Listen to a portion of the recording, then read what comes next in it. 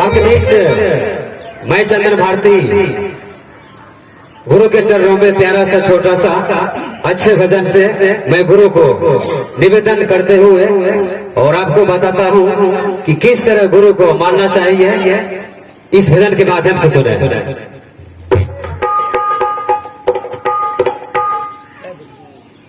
अब ये गुरु महादेव शिव चर्चा में देसी हकार्यो।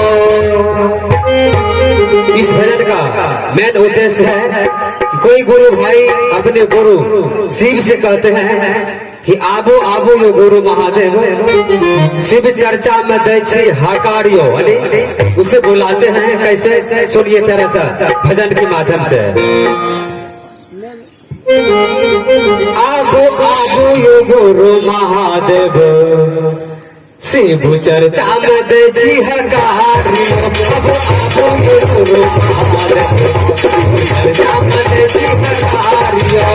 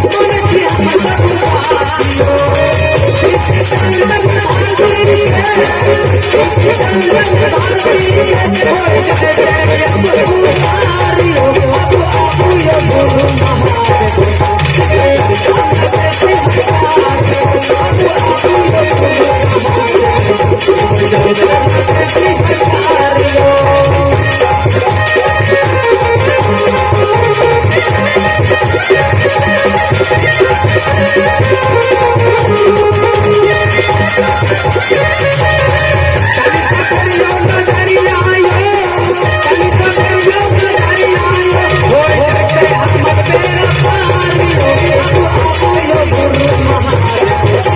चर्चा